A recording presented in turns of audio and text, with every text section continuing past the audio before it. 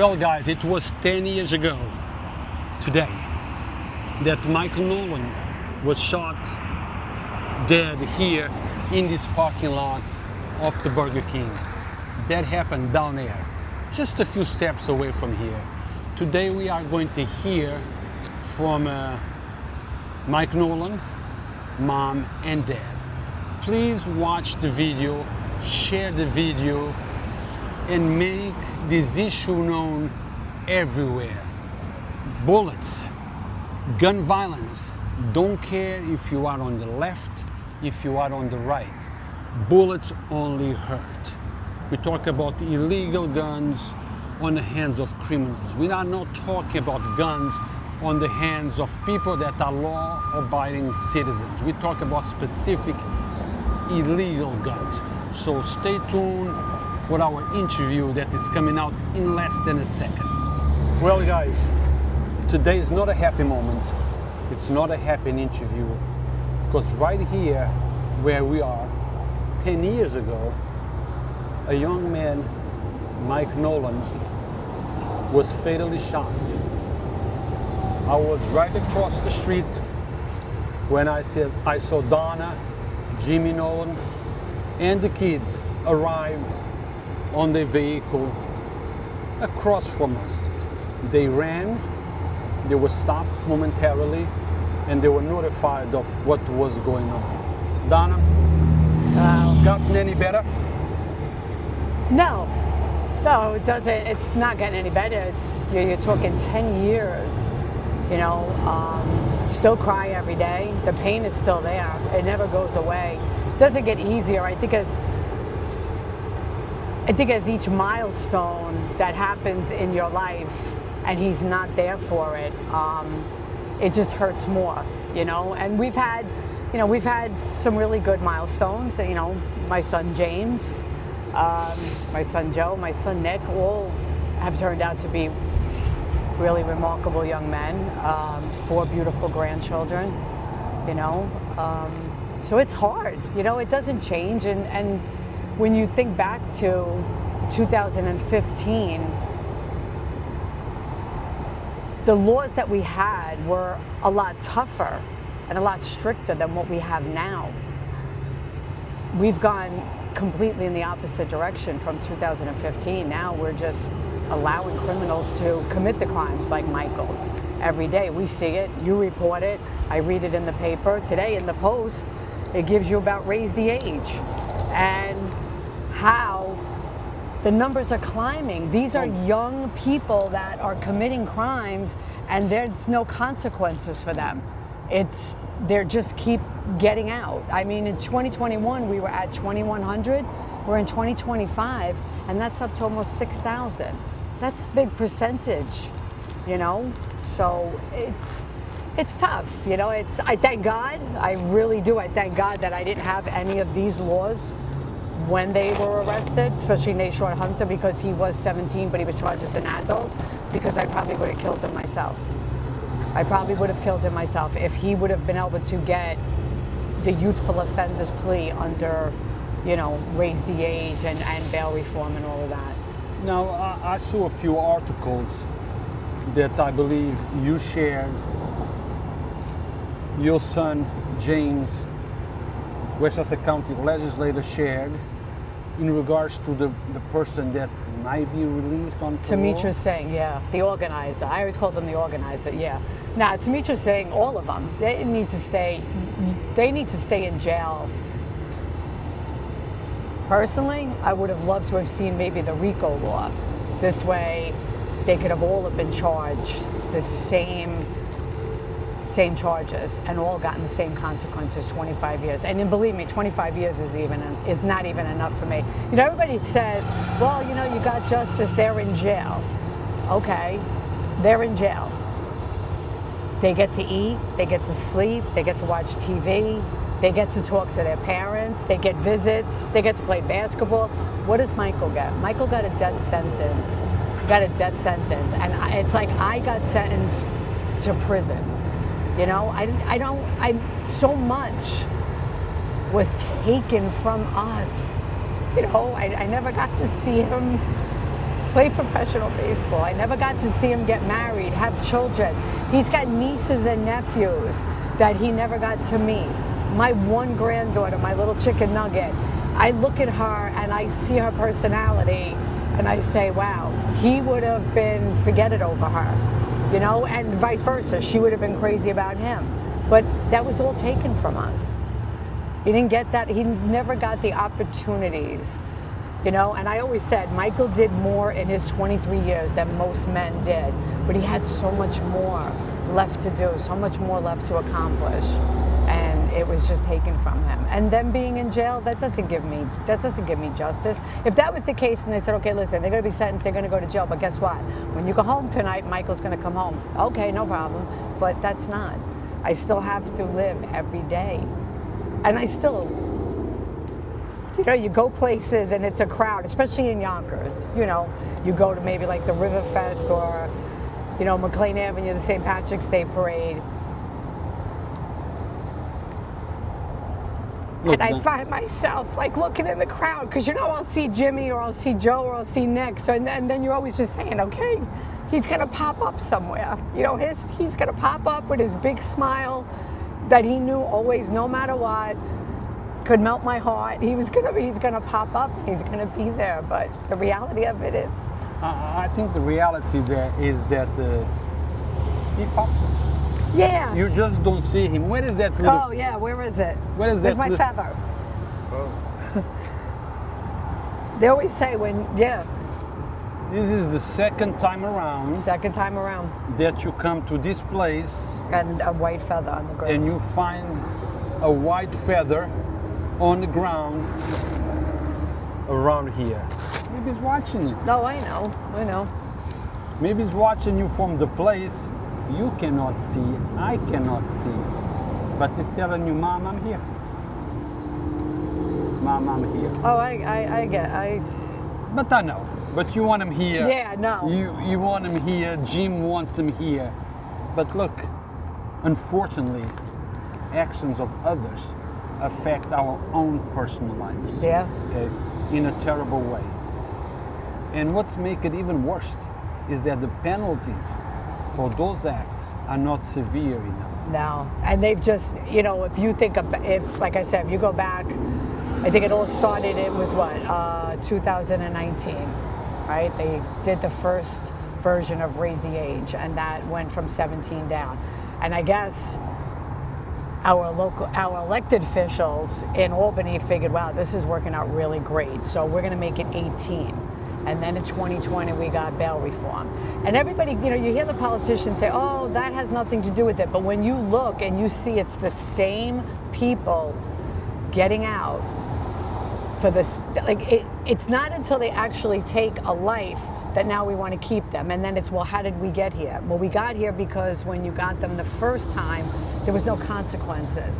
I really do believe it's a lack of parenting, a lack of education, and a lack of consequences. There is no consequences for their actions. There isn't, and they know that. They know the laws better than we know the laws, and they can calculate how much time, if they get time, they're gonna do, and they don't care. They don't care. Well, Donna, I think we know each other now for 10 years. Yeah. Okay, I was here when it happened. I was in court a couple of times. I was at your house for your first interview. Yeah. After this tragedy happened. We disagree in a lot of things. Okay? Oh, we do. We disagree on a lot of disagree in a lot of things. But this is not one of those things. No. Okay. This is not one of those things. This is one of the things that I'm with you 100%. And as I said 10 years ago, when we had the first interview, whatever time you need me to talk about this, I will be there. And I have been there every time. We need to be contagious of how you feel in order to get changes. Look, I told you before, and I'm going to tell you again, what surprises me a lot is that there is a lot of people in your situation that have lost loved ones, sons, brothers, sisters, husbands, whatever. But I don't see I don't see people show the outrage. Okay. I think what it is they show it in the moment that it happens. Yes. And they'll show it when they're going to court. They'll show it then, and then it's like, okay, well, they went to jail. But it's not. You know, I don't want anybody to ever forget Michael, how he was taken, the hurt and the pain that my family, what we've gone through. I don't want anybody to ever forget that. But I also want the politicians to know that you need to change things. You need to change the laws. You need to allow the police officers to do their jobs and arrest these people. We need to get the DAs that when you're presenting your case, present it strong enough that they don't get bail. You know what I'm saying? And the judges need to say, nope, I'm sorry, but this is the second or third time you've been here within it. You're going to be remanded. That there shouldn't be any bail, regardless. Especially when you take an illegal gun and you take someone's life, you should not be eligible for any kind of bail. You should have to. That's it. Until you either take a guilty plea or you go to trial. Yeah. You should have to stay in jail. Well, Donna, your son is a police officer. My son is a police officer. But there is only certain things that they can do. They don't pass laws. No. They don't make laws. They just execute the laws and enforce the laws. But we have the ones up in Albany that make those laws that don't allow police officers to do the jobs. That is exactly what I was going to go.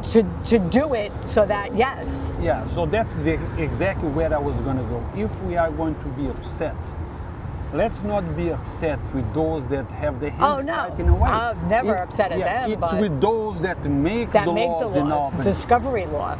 And now they make it, now they've enhanced the discovery law, so you're even giving the police officers less.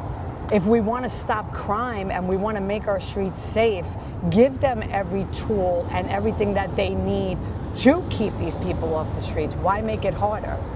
You know what I'm saying? Like, why keep making it harder, and make sure every T is crossed and every I is dotted? Sometimes crossing those T's and dotting those I's is what gets that criminal set free. Donna, perhaps one of these days we can do an interview. I will give you a task in the sense of get a few mothers, get a few fathers, brothers and sisters that have been impacted by gun violence. Let's talk about it. Let's show the public that things don't end the day that the person passes. It's a pain that's gonna go forever and ever. That notion that time cures everything. No. It's a lie. It's a lie, it is. It's definitely a lie. It's a lie. When people come to you or come to me after the tragedy and says a pat in the back, I feel what you're feeling, that's a lie. That's a lie, because I've had people say to me, I can only imagine, and I had to ask that question one day, why would you want to imagine the pain that I feel? Why would you want to imagine that? Yeah. Because no. And you're right, when they do say, I know what you know, you don't, because you haven't buried your child. You haven't sat at a table with your family for dinner and there's that empty chair. You know what I'm saying? The holidays, because you still have your children. All of your children are still there. You may think about that person, but you can't truly understand what they're feeling because you're not in that position. Yeah. I remember 10 years ago, Donna, you don't know this, but I will tell you, even though sometimes I go to the majority of the crime scenes in Yonkers where people have been killed, and I'm across the street filming to document what's going on. The day that I was there, I had tears in my eyes when I saw you park that car and come with your hands on your head. Okay, it's still vivid to me. Yeah, because when I got the call and they're like, oh, we were at Burger King, Michael got shot in the ear. So I'm thinking, like, here, and I woke him up and the boys got up and we came over, and as we got here, and I just remember seeing all the cop cars, all the lights, and as soon as we got out, it was like dead silence, and you could hear a pin drop. And one of the officers that came over, he's a good friend of the family, and he was like, you need to get to Jacoby. And I remember looking over and seeing his food on the floor and the doors open on the car, and I said, well, but where is Michael? And he was like, you need to get to Jacoby. And that ride from here to Jacoby, I just felt like it was never gonna end. Felt like it was never gonna end, like the longest ride of my life. Jim, I have only 2 mics, so I'm going to ask the question, pass it on, speak close to it. Now, Jim, what about you? You were in a car. I saw you coming out. What went through your mind? Closer to your mouth, Jim. That morning, I knew it wasn't good. Because I knew that look from being down at ground zero. So I knew it wasn't good. And I was just like that was the longest ride going down to Colby, and I just wanted to know where he was. They wouldn't let us back there. And I know like the layouts of hospitals and stuff, and I knew I had to go to the loading dock to talk to the ambulance drivers, and that's where I went. And I knew it in their eyes when I told them who I was. And I was like cursed, and I just had to get back up to Donna. You know, these politicians need to wake up. They need to wake up. I mean, I hang out in the graveyard now. I watched 3 other people in Michael's lot number be buried. One was killed for $5. He owned a business in the Bronx. They shot him because he only had $5. And there's another young kid up there. He became a father. His 3-month-old baby he was holding, a home invasion. They shot him to death. And then you got Shmura up there. And then Donna has the Forgotten Mothers page. It's another kid up there buried over a jacket. You know, it's horrible. It's this what goes on behind the walls of people's houses when their kids get murdered. It's ugly. You know, it's just the breaking down and crying. These politicians need to wake up in Albany. It's not the mayors, it's the people up in Albany. Well, I agree. You know, the guys, the lawmakers, those are the ones that at the end of the day make the laws that are the consequences of the things that we see. When are we going to get together, speak about it, make our voices heard in the same way that we make our voices heard about other issues? Okay, we need to speak. We need to talk. We need to let them know. We need to hashtag them in every post that we make. It's because of you that this happened. Okay, it's because of you that people are being killed everywhere, not just in New York State. Okay, I blame them all. Yeah. Okay, I blame them all. Okay, it's because of you, because you are the ones that makes the laws that we're going to hold those responsible. And if you don't make the laws, then things will continue to be as they are. So we need our voices to be heard, Donna. We need to get those mothers, fathers, cousins, everything involved and make the voice much louder than what it is until now. Ben, you know, after when Michael passed away, after a shooting, I went down into the communities to see what was going on, and I put up the Gun Back program. And one day I was Atisha Brown, Lakeisha Bellamy's Akeisha's nephew was shot, and I went down there. I watched Jim Bosnick pull into his community center, got out, walked across the street, and I was on the corner with all his friends. You know, they were smoked up, drinking. You know, that don't scare me. But everybody knew Michael. They were crying and everything. I watched this man light a candle and just walked right back across the street. And I just started to realize all these preachers and all these people out there, we need grant money, we need this, we need that to get the kids off the street. They're all full of shit. They don't care. That man should have walked down to the corner and talked to the people in the community. And like Mom's the Man in Action, it's this, that woman retired with $14 million in their pocket. So if these people raise $360,000 a year, and their salary's $150,000. Only $10,000 goes to the community. So they get grant money. There is a problem with the system. Oh, there's definitely a problem with the system. Yeah, Donna knows more. There's definitely a problem with the system. I mean, but again,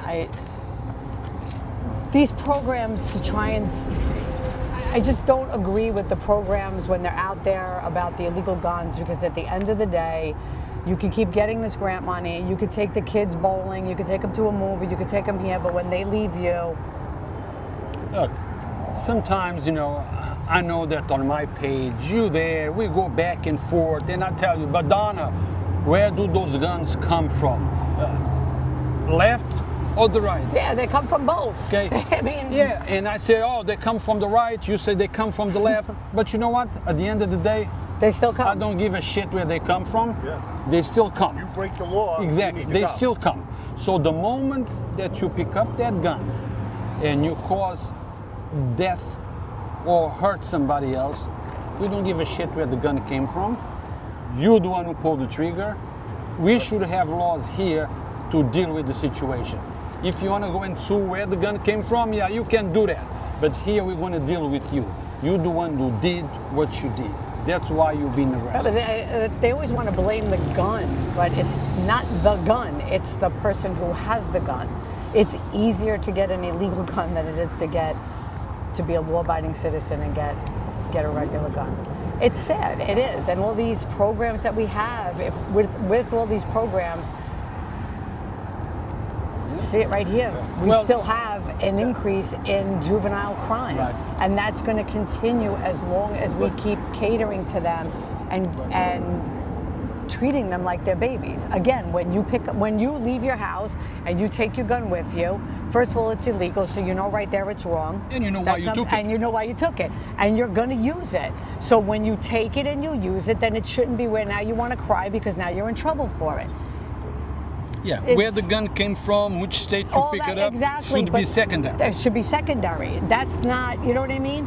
You, like you said, concentrate on the fact that you used it. You used it to either critically hurt someone or to take someone's life. All that other stuff can, you know, but it's always the same thing. Yeah. Where did it come from? How did they get it? We can debate that to the second you know on what a I mean? second. Yeah, it's always that, and that's just, and that's where I get aggravated. Okay. Well, Jim, you have something else to say? Yeah, I have something else to say. Like all these Democrats are always out there. Politics. Yeah, but we need more gun laws. We need more gun laws. Nancy Pelosi's family owns 96% of the ghost guns. Okay?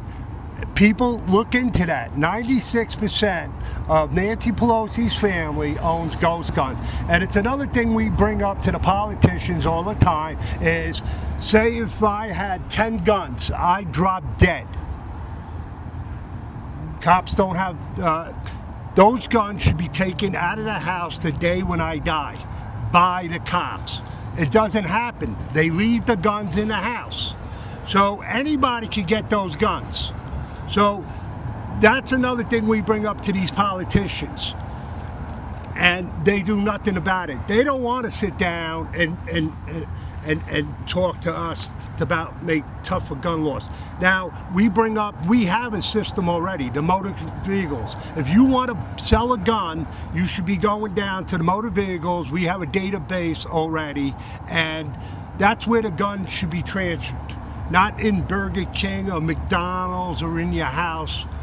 It should be done that way. Or going to a gun store. I believe in the First Amendment, and I believe people should have guns because there's a lot of bad people out there. It just, But you know, the thing is, you know, what I really want to focus is you are correct. A lot of bad people, a lot of guns, but gun violence victims can be anyone.